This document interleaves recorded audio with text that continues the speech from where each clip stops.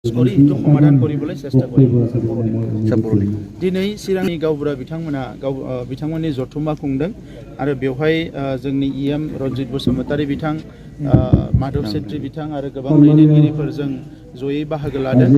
आरो गावबुरा बिथांमोनजों सावरायनानै मोजां मोनदों मानोना जों बयबो मिथिगौ जे जोंनि समाज दैदेननायाव गावबुरा बिथांमोननि माखासे रल थायो आरो बेखौ पुलिसानो जा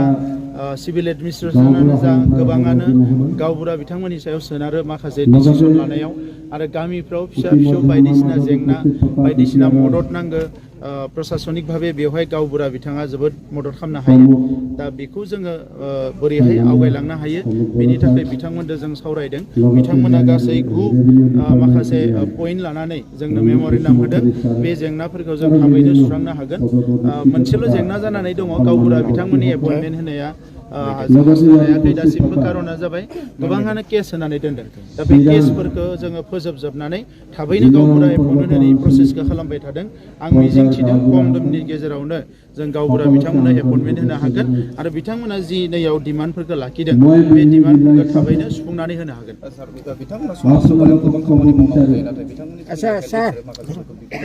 समाजनि गोबां खामानि मावो नाथाय बिथांमोननि जि बेबस्था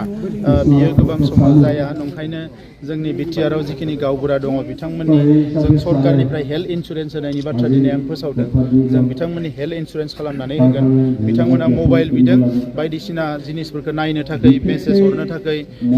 बिनि थाखायनो जोङो मबाइलबो होगोन होनदों आरो आइडेन्टि कार्ड आरो इउनिफर्मनिबो बाथ्रा बुंदों बेखौबो जोङो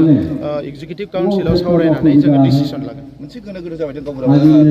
गावबुरा फाथिनाय आरो गभर्नमेन्ट गावबुरा बिनि मोनसे फारागथ' बियो सोनाबथिंजाय जोंहा क'क्राझार चिरांथिंजाय बेबायदि सोलियो नाथाय अल अभार आसामाव रेभिनिउ भिलेजाव गावबुरा थायो दा बे कनसेप्टजोंनो जोङो थांनो नागिरदों नाथाय बेवहाय ट्रेडिसनेलि माखासे गावबुरा सोलिगासिनो दङ आरो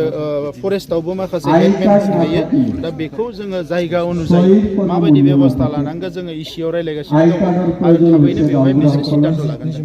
थेंक इउ